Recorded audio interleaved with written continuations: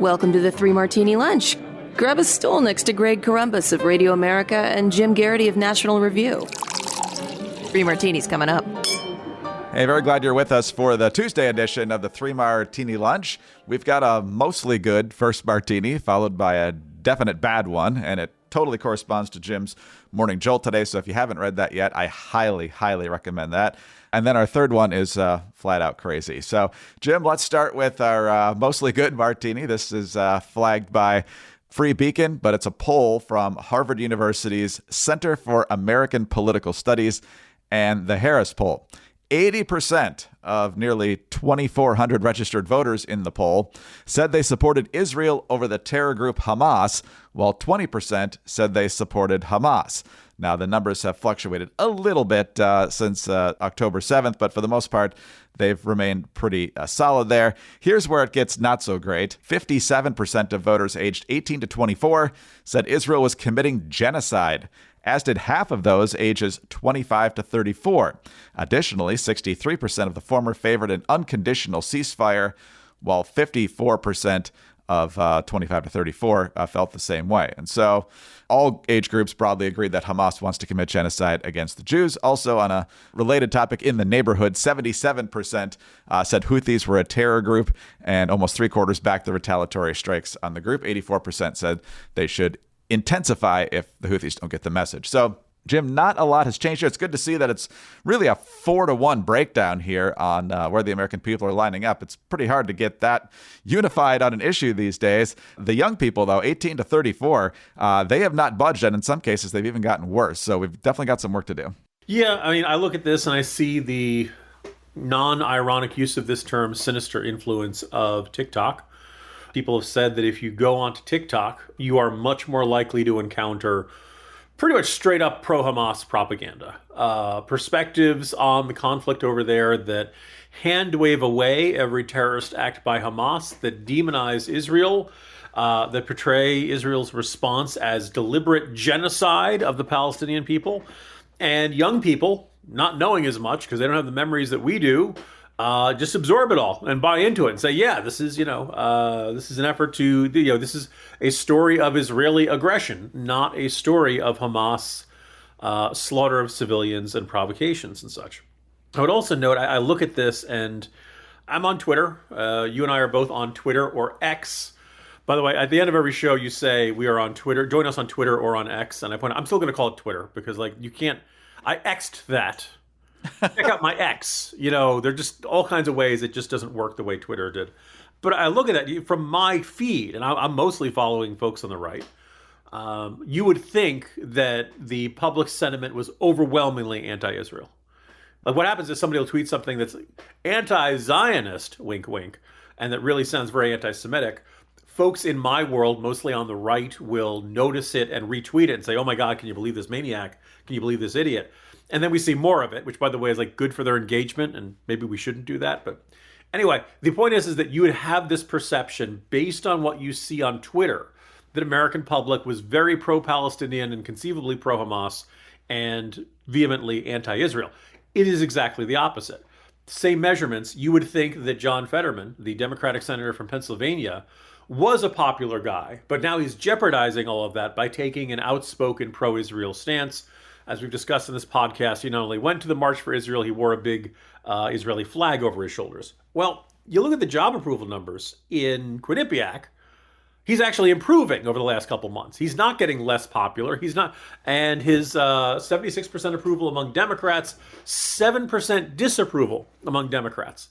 So that argument of, the pro-Palestinian left is really mad at him, the pro-Palestinian left is really a non-factor in Pennsylvania. It's not a big group. So your entire perception of what is popular and what is unpopular and where American public opinion stands can be really skewed by social media because the kinds of people who are most active on social media and most active about politics are generally much further to the left than the average American. And that once you start measuring amongst the entire group of Americans, you find this and you go, aha, okay, Americans are every bit as pro-Israel as they always were. And the anti-Israel side is kicking up a lot of noise, making disrupting traffic. We talked about airports yesterday, but it's really not actually influencing broader public opinion at large. And if the Biden administration is paying attention, They should not spend a lot of time catering to the whims of 7% of the public or 7% of Pennsylvania Democrats, and they should be much more concerned with staying on the right side of 76% of Pennsylvania Democrats. Not to mention all those independents and Republicans out there. Yeah, the only thing that concerns me, of course, is that young adults, 18 to 24 and 25 to 34, the 18 to 24-year-olds basically just got out of college. Many of them went to places where they're taught if you have more power, you're automatically the oppressor. But to still be right around the 50% mark from 25 to 34, usually that's the time where, you've spent enough time in the real world that you realize what your left-wing professor taught you isn't exactly right. So the more that number stays the same, and who knows what's coming behind the 18 to 24-year-olds, I'm sure they're going to get the same lies on campus. It's a question of where this trends over time. But at the moment, it's 4-1 in the right direction, which is very, very encouraging to see.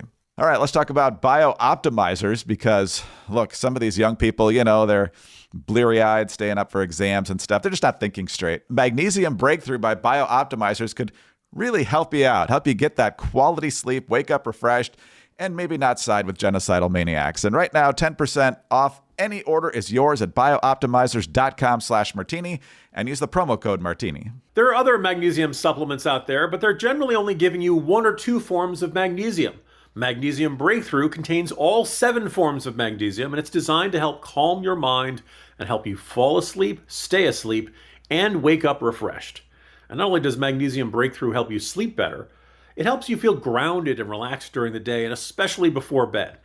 In addition to experiencing relaxed sleep, Magnesium Breakthrough also helps improve digestion, supports muscle recovery, and supports healthy bone density. So do yourself a favor and make Magnesium Breakthrough part of your daily routine this year so you can get the vitality you need to conquer your dreams. Go to bioptimizers.com/martini and enter the promo code Martini to get 10% off any order. Again, that's bioptimizers.com/martini, bioptimizers.com/martini. All right, Jim, on to our bad martini now. And you just laid this out so beautifully in the Morning Jolt today because basically the whole plan of the Democrats, as long as Joe Biden is their presumptive nominee, is basically that Donald Trump is completely unacceptable as an opponent. And it's because he's a threat to democracy and his core supporters are a threat to democracy. And so what they say is they're not going to debate issue by issue because that would be a losing proposition for them. Democracy is at stake. What could be more important than democracy being at stake? And if that were actually true, it would be serious. But as you point out, democracy at stake seems to be a very convenient cover for not having to talk about certain things. I won't steal all your thunder here, but as a result of democracy being at stake, we have to be okay with really horrific border enforcement or lack thereof, millions of illegals getting to stay in this country for years and years, even more than a decade to get a trial. You got to kind of close your eyes and plug your ears when inflation statistics come out, and a whole lot more. So it's not just that they are trying to make January 6th the centerpiece of Biden's reelection campaign. It's also that they're using it as a smokescreen to really distract us all from a very, very weak record. Thank you for the kind words there, Greg. Yeah, this has been a long simmering rant within me for a while. And how many times have we heard in the course of our lifetimes, this is the most important presidential election of our lifetimes? We hear it every 4 years. And when every presidential election is the most important election of our lifetimes, none of them are the most important election of our lifetimes. And it is this effort to constantly raise the stakes and to get you, ordinary voter out there who might not be all that thrilled with either one of these guys or any of these options, to make you believe that if you don't vote and if you don't get on board with one of these two nincompoops, then it's the end of the world. The earth will crash into the sun. That all will be lost because you looked at both of them and said, nah, I don't like either one of them. And the kind of inherent in that is when you raise the stakes that much, well, then you aren't allowed the luxury of your usual standards and preferences and values and policy preferences for a presidential candidate. If you really see this as well, if we reelect Joe Biden, then democracy is safe forever. But if we elect Trump, then it's the end of democracy. He will become a dictator. He'll use the military to cancel future elections. He'll use the government to hunt down his political enemies, and we turn into some dystopian young adventure novel, young adult novel, then that's the Hunger Games or something like that. That's what we're, if you believe that, then you have to forgive Joe Biden for everything he's gotten wrong. Now, let's face it, if you genuinely believe that the entire future of democracy was at stake, should you run an 81-year-old man who will turn 82 shortly after the election and who generally does one public event per weekday? Sometimes he doesn't do any. And when he does, he reads off the teleprompter and he never does press conferences anymore. He never does sit-down interviews. And it's very clear that his staff does not trust him to speak off the cuff. You want to put the future of democracy betting on that guy? Oh, interesting choice. Interesting choice. And kind of inherent in that is like, well, look, you can't be upset with Biden for the state of inflation, the cost of living going up so dramatically since he took office. It might be a real problem. When I go today's Morning Jolt, I go through it and I'm like, look, overall the consumer price index is up 17% since he took office. Cost of buying a new car is up 30% from 2020. Cost of buying a used car is up 38% since 2020. Just 15% of homes for sale in 2023 were affordable to the typical U.S. household. That's really bad. The grocery store items are 20 to 30% higher than they were pre-pandemic. That's really, no, you can't be thinking about those extravagances, those luxuries like food and housing and cars and all that stuff. It means you have to ignore Hunter Biden. It means you have to ignore the situation at the border. It means you have to ignore how many people have been released for an asylum hearing that in some cases is going to be scheduled for the year 2035, right? You're not allowed to consider all that because democracy is at stake. Democracy is at stake has turned into this catch-all excuse for everything that happened with Biden. To say, like, look, all these things might be going really, really badly, but you don't want to vote for the other guy because that would end democracy. Look, if democracy is at stake, we should not be lowering our standards. If democracy is at stake, we should be raising our standards. And what I really kind of think here is that, look, I think you can make the argument. I don't want to fall into the trap of saying this is the most important election of our lifetimes. But look, it's going to be an important election. What could happen in the next couple of years is it's going to be a very big deal. And what I'm worried about is not what these two candidates are telling you to worry about. I'm telling you to worry about Russia still being on the march, the potential of a Chinese invasion of Taiwan.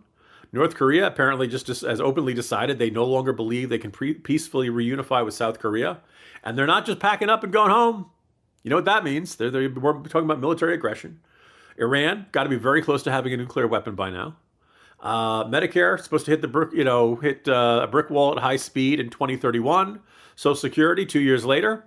And we're paying more than $1 trillion per year on interest on our $33 trillion debt. By the way, you're not going to hear very much from Biden or Trump about this over the next year. You're going to hear them talking about all kinds, because these are thorny, complicated issues. And both of these guys want to make you believe that the answers are simple.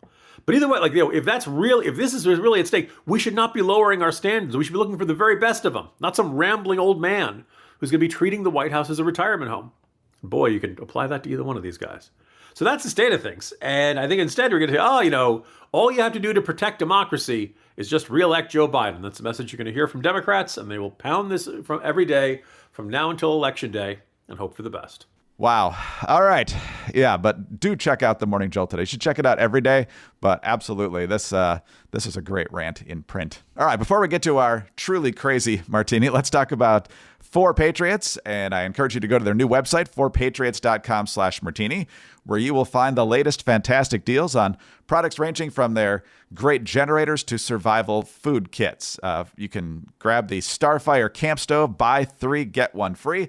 There's also the Solar Go fridge, which keeps things cold without ice. Don't forget about the Patriot Power Generator 2000X and protect yourself and those key appliances against winter storms. Never needs gas, comes with a solar panel. Also the best-selling survival food kits. Taste delicious, designed to last for 25 years. They come with real meat and vegetables, and they're fantastic in an emergency if your power is out. Just boil water, stir in the meals, and simmer and serve.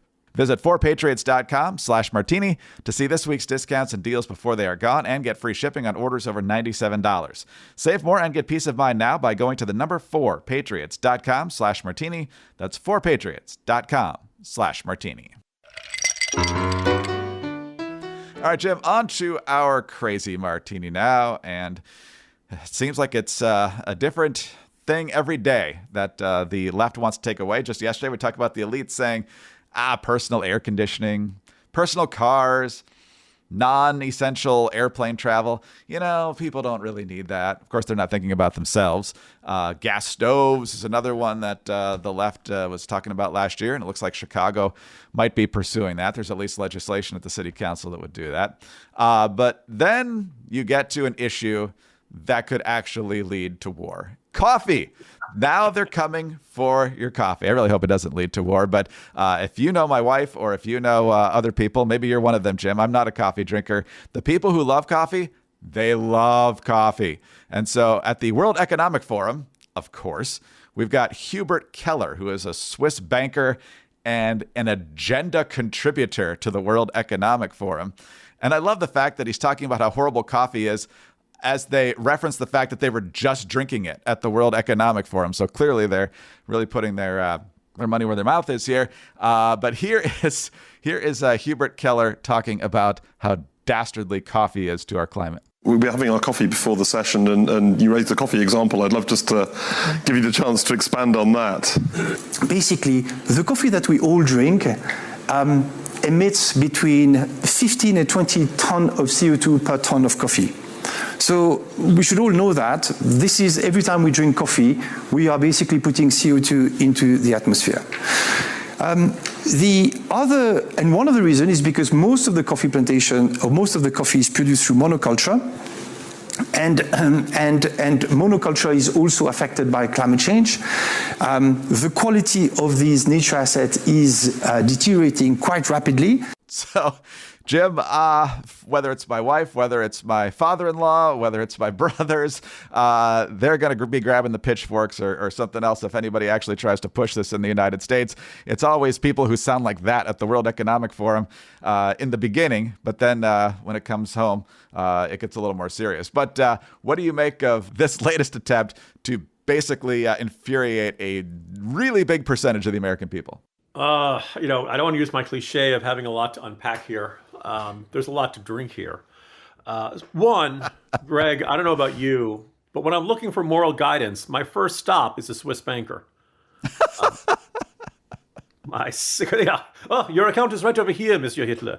Anyway, I realize Monsieur is French. But anyway, the second thing is, Greg, how do you not drink coffee? You seem so normal.